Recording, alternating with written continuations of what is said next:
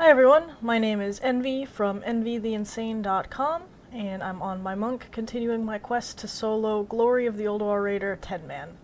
In this video I will be discussing how to solo hard mode Assembly of Iron, Kologarn, and Auriaya. For a more in-depth look at my monk or to see my previous kills, please see my Siege of Ulduar video. Alright, let's get started.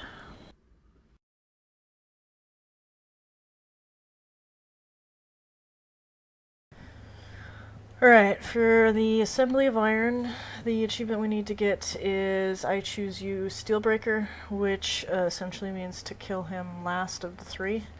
So there's three guys here you can see. Small one is Brundir, middle one is Molgium.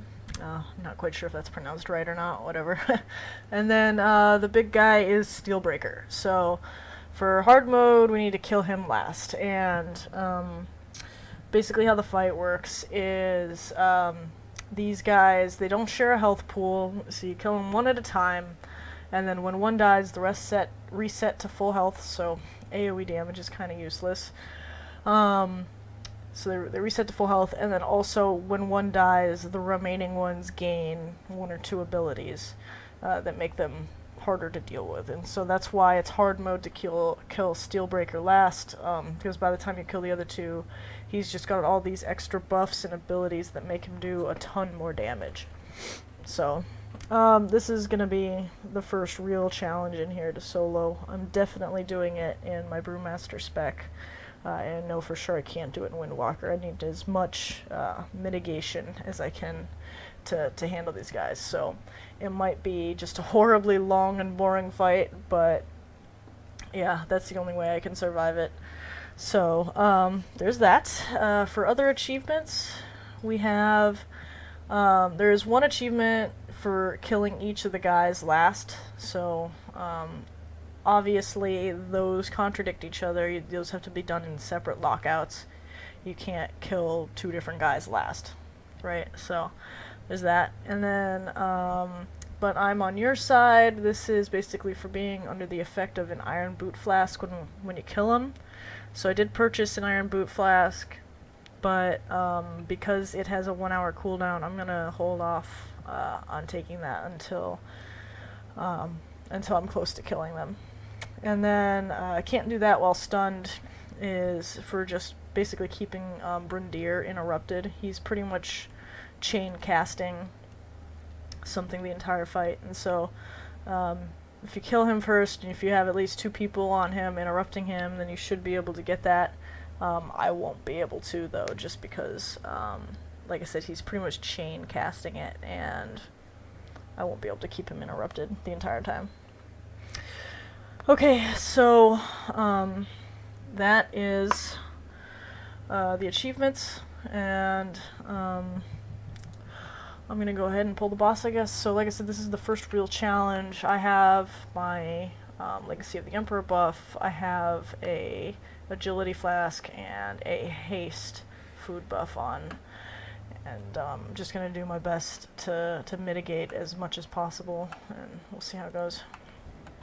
Okay, I'm actually recording this narration after the fact. I couldn't do it at the time of the fight like I did all the other ones. It just took a lot of concentration. I couldn't do the narration at the same time. So it took me a little while, but I finally figured out a strategy for getting these guys down. It was really just all about using Chi Wave as often as I could, using all my self-heals, including Healing Sphere and Expel Harm, and just everything that I could to my advantage. You can see Brundir here. He's definitely a little bit annoying because he's constantly casting something, and you need to be able to move them out of those blue runic circles because it increases their damage by 50%. So I was basically holding on to my interrupt, not interrupting him as soon as I could, so that I would have it up and available if one of those runic circles appeared under him, so I could just interrupt him and move him out of it pretty quickly. Okay. Fusion Punch, that's something that Steelbreaker just did right there, and that is another ability that causes quite a bit of damage. Definitely in the beginning with all three of these guys, there's a lot going on and a lot that needs to be mitigated.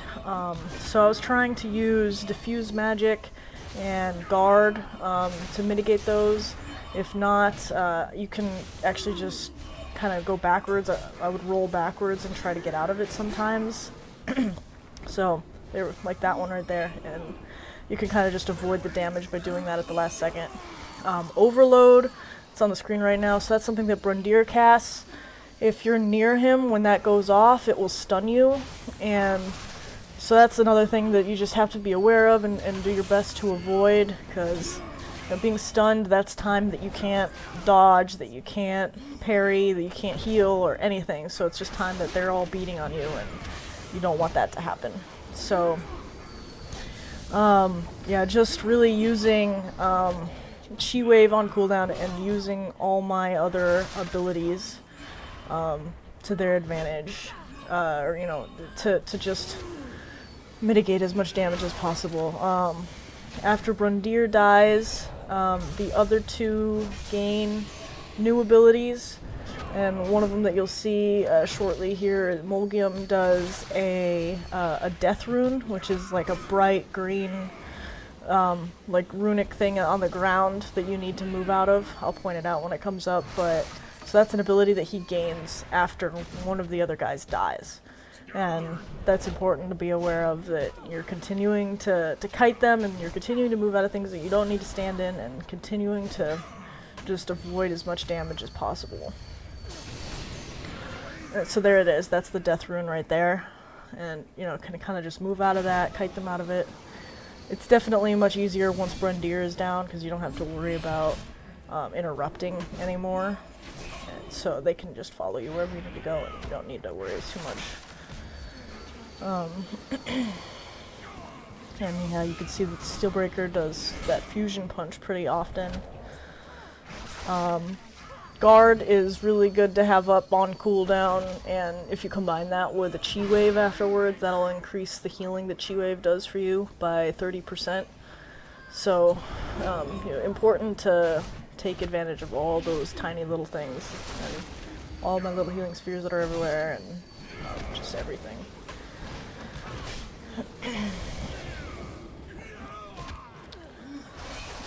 Molgim's almost dead.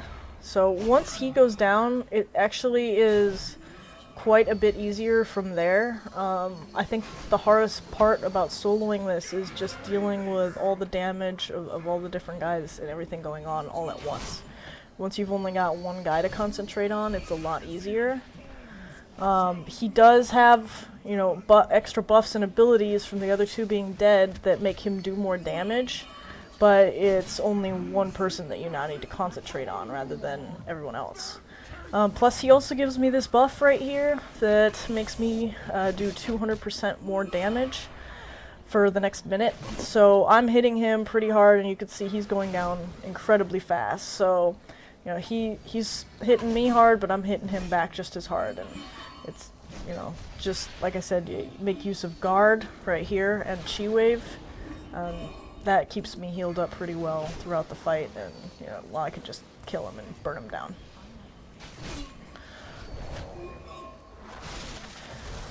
So there's that achievement. I choose Use Steelbreaker. I did forget to put on my Iron Boot Flask, but that's okay. I'm just happy that I got the achievement that counts. So, all right. Next up is Kologarn.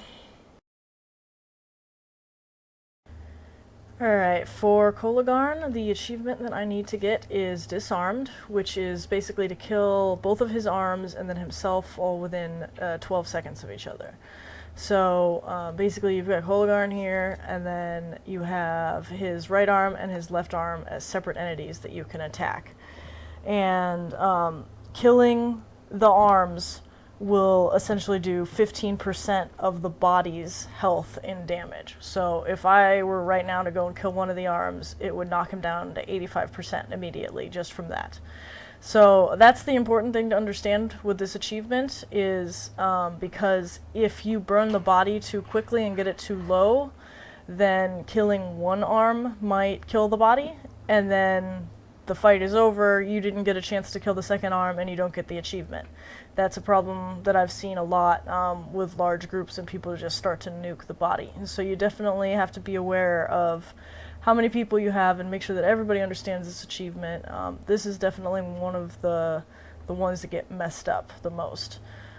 So my plan is basically just to get the body down to about 40%, and then I'm going to start doing some AoE damage on the arms and kind of work them down together, and then you know, make sure that those die at the same time. Once both of those die, that'll be 30% health done to the body, and hopefully there won't be a whole lot, if any, left to finish off. One thing worth noting is that you can get him below 30% health, so that killing the second arm kills the body. That will get you the achievement, and that's a really easy way to make sure that you get it, because you can DPS one arm real low and then stop and go and DPS the other arm, kill that, and then go back to the other arm, and that's probably the easiest way to do it all within 12 seconds. If you have to go back and forth between the two arms and then back to the body, that makes things more complicated, and you can go over the 12 seconds and then again not get the achievement. So that's what I'm going to try for, and just keep an eye on what everything is at, and keep it all real close together. So that is the plan. For other achievements that Kologarn has, Disarmed, that's the Glory achievement. If looks could kill, so basically during the fight he'll have little I-beams that come out, and they target random raid members and just kind of follow them around. If you don't let anybody get hit by any of these I-beams during the fight, then you get this achievement. That's also kind of a difficult one, just because it's not really a huge space to run around in here to avoid them. You can kite them down the stairs in this area down here, but I don't know, I've still never been able to get it. It's just a little bit difficult to avoid them for the entire fight. Okay. Rubble and Roll to cause 25 Rubble Rock Elementals to spawn. So every time you kill an arm, that will spawn 5 Rubble Rocks, and to get 25 of them to spawn, you've got to kill 5 sets of arms. So you kill an arm, and then after a little bit it'll respawn and you can kill it again. Again, you need to make sure that you don't kill Kologarn before you get 5 arms respawned and killed. So that's 5 arms is 75% of the body's health, so there's really not a whole lot of room for DPS on the body at all. So if you're going for that achievement, again, you got to watch the DPS, and don't get him down too low and kill him before you can get all the rocks to spawn. And then lastly is with open arms, which is basically just to kill him without killing any of his arms. That's an easy one. You can just come, if you're soloing him, that's probably the easiest achievement to get. You can just come in here and attack him. There's not a whole lot to deal with. The only other mechanic on Kologarn that's really worth mentioning is if you are in here with more than just yourself, if you're in here with a party, he will pick up the non-tank players, so DPS and healers. He'll pick them up and squeeze them and with his right arm, and essentially you have to do a certain amount of damage to his right arm within about 10 seconds. If you don't do that, then he just kills the people that he has picked up. So it's just a one-shot ability. You just have to quick switch to the right arm, do that amount of damage. If it takes that specific amount of damage that it needs, it'll let the people go, and then you can just go back to attacking him. But it is a one-shot ability if you don't get to it quickly. So that's the one thing that's worth mentioning. But you won't see that here because I'm soloing him. Okay, so that is the fight and the strategy that we're going to go with. So let's give it a shot. Alright, I'll run in here. And I think actually I am going to start out pretty much just crane kicking and hitting the arms and doing a little bit of damage to them, since I'm not really, none of my other abilities are really AoE abilities. I'm just gonna kind of work them down a little. So they're about half. I'll get him down a little in his body. So you can see the I-beams here. You know, they just kind of focus on me. You can kite them and kind of get away a little bit, or, you know, try to avoid them. They don't do a whole ton of damage, but it is something that you either need to do your best to avoid them or you need to heal through it. And so you can see they are working me down a little. I'll just heal myself up. And then when he says that, I will squeeze the life from you. That's normally an indication that he's going to do his grip ability. Let's see, he's at 35, 37, 32, 28. Okay, I'm gonna go attack the left arm here. Kill that. And then the right arm.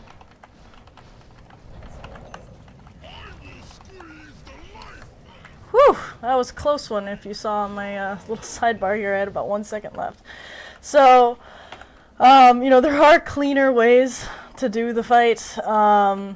I was trying to kill him with the spinning crane kick, but I guess my chi wave was bouncing off one arm and not the other, and so one was lower than the other, and I didn't want to accidentally kill one too early. So, you know, there's a couple different ways to do it. You just have to be aware of how killing the arms affects the body and how best to you know, go about it, or, you know, for your class, kind of figure out if you have a decent AoE ability like spinning crane kick, you know, maybe you can kind of just passively work on everything all at the same time, and just work the arms down kind of low.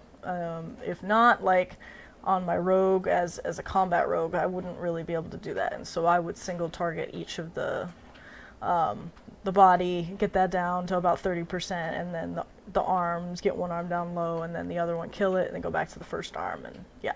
So, yeah, whew, I'm glad I got that. Alright, next is Auriaya.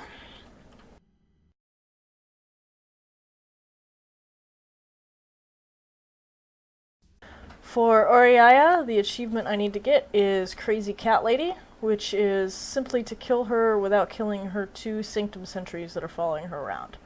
So, let's find the boss here. Here she is. She's got these 2 cats that are following her around. Basically just don't kill them and just kill her. There's not a whole lot else going on during the fight. She's pretty simple. She'll summon out some other smaller little cats that you can kill. They come out in like a pack of 10 or so. So those die pretty quickly. You can kill those, but you have to be careful with your AoE damage. You don't want to do too much to the Sanctum sentries. There's only one other achievement that you can get off of Auriaya, and that's 9 lives. And that's basically just to permanently kill the Feral Defender.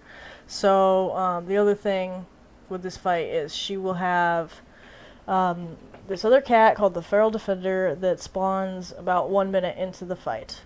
After it spawns, it kind of runs around and just attacks all the people of your raid. You kill it, and then it like leaves a little void area on the ground, and about a minute later it respawns. So it'll respawn 9 times, and you gotta kill it 9 times in order to get the achievement. And so it takes a minute for it to spawn, or to respawn each time. So you kind of have to drag the fight out for about 10 minutes. So you can do these two achievements together, but it gets to be a little bit much dealing with the cats you can kill and the cats you can't kill and all that stuff. So I'm going to skip the 9 lives achievement, and I'm just going to go for Crazy Cat Lady. So it's a very simple fight. There's really nothing else to worry about, so we'll give it a shot. So Auriaya was another fight that took me a while to master, and that's for a couple of reasons. One, the cats hit really hard, and normally that wouldn't be a big deal for tanking classes. You could just switch to your tank spec. But the second thing is monks have this wonderful little ability called Swift Reflexes, which basically anything that you parry, you will attack that target back for about 1,000 damage. Unfortunately, the cats don't have a whole lot of health. So in my Brewmaster spec, I was actually killing the cats just purely based off of these Swift Reflex hits back. So I was pretty much forced to do it in my Windwalker spec and burn her down as quickly as I could before the cats could kill me. So you can see that I marked the cats with a star and a moon. That's the other thing I wanted to mention, is that sometimes they're really difficult to distinguish between because they're the same color. In this one of them's black and one of them's striped, so it's not so hard. But sometimes both of them are striped or both of them are black, and they stand right on top of each other, so it can be difficult to distinguish if they're both still there. But you can see them moving right on top of each other there. So I just marked them because the star and the moon were easy to see on top of each other. You know, that's just what I did to help distinguish. You know, other than that, I said before that it's really not a difficult fight. The swift reflexes definitely made it more of a challenge. I don't think that there's any other class that has an ability, a passive ability like that. So this was difficult for me as a monk, but I think most tanking classes would be able to do it without much trouble. So, you know, just real quick to go over what I did, I spec'd into the healing elixirs talent, which basically healed me for 10% of my health, my total health, every time I did a brew, and that that ability becomes available once every 18 seconds. So I just took like a Tiger's Eye brew or my fortifying brew or something whenever that became available, and that helped heal me up a little bit. I also did my best to not use Chi Wave, although I think I did use it once or twice in the fight, because that does bounce off of all the targets, and that's just extra damage being done to the cats. And you can see at the end of the video that one of the cats is almost dead by the time I kill her. So it took me a really long time to get this, because either I would accidentally kill a cat or they would kill me in the process of her fear. So it was a little bit difficult, and it's not what I was expecting. But I did manage to solo it as a Windwalker monk, and there you go. You can see it was a pretty quick fight. So anyway, that is it for this video. Next up will be the Keepers of Ulduar, where I will be discussing Hodir, Thorum, Freya, and Mimiron.